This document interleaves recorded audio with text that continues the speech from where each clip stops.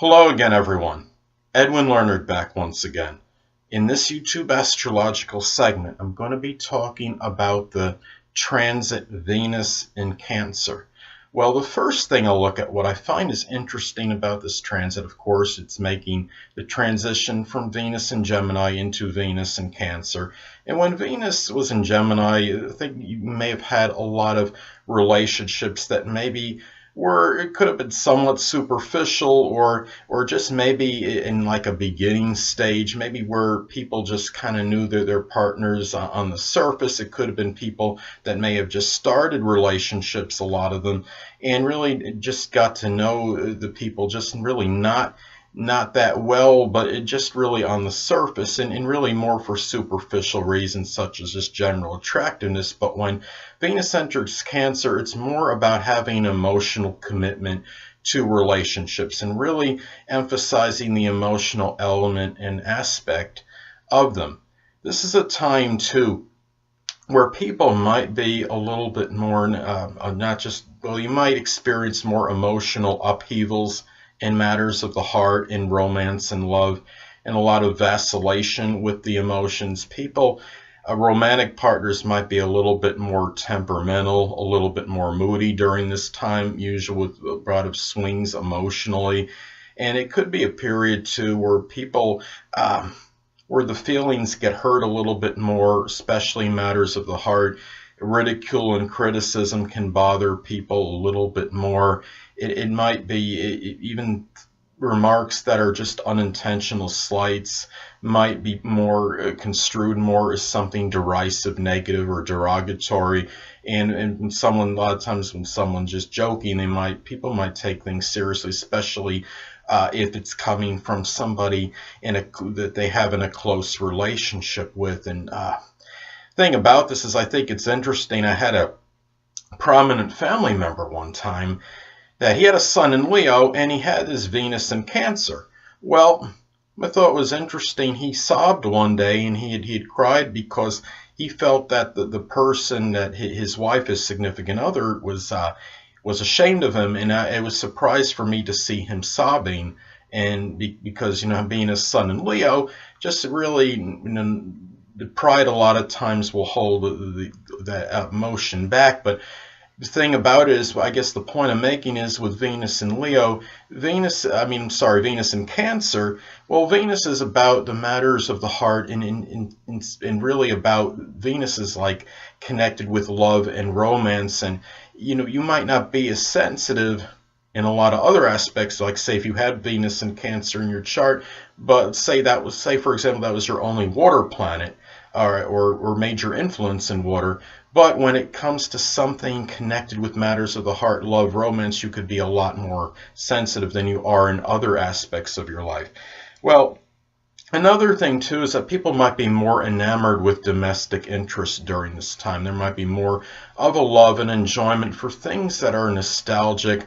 Could be even family collectibles, things from the past that were connected with your family. It might be a time where you might have more enjoyment, like say looking through photo albums, for example, of family members, past and present.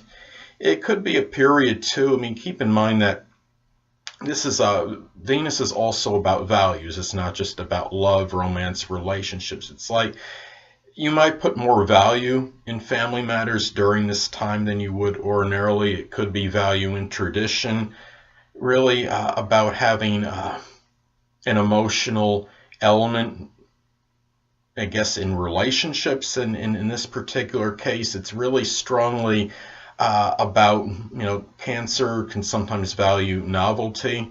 So there might be a little bit more of value emphasized during this transit of Venus in Cancer. It can be too that people during this time collectively might be excessively needy, or a lot more so than usual. But at the same time, people collectively may want to be needed. They want to be dependent on people. When Venus transits Cancer, it's about a lot of energy connected with wanting to nurture and wanting to help others through their nurturing attitude, and showing a lot of sympathy in doing so. It's really Venus in Cancer. I think that a transit can be where people may be a little bit more affectionate as far as their love goes, and loving very strongly and doing it with a lot of emotion connected with it. And the thing too is, it could be a time too where you might have a little bit more enjoyment of doing things with your family. When Venus transits Cancer, it's often going to be during the summertime. And during this time, during, at least in the United States, a lot of times during this transit, you might have the kids that are off from school. So it's very appropriate, I think. And it can be a time where you might do like a family game night more frequently during this transit. It could be just going to amusement park with family. It could be just maybe playing some family board games that are very maybe popular for the family, such as Twister, such as there's a game called Family Challenge board game, and even something like Trivial Pursuit, something where you could have a number of members of the family play. And also keep in mind that Venus is also about money.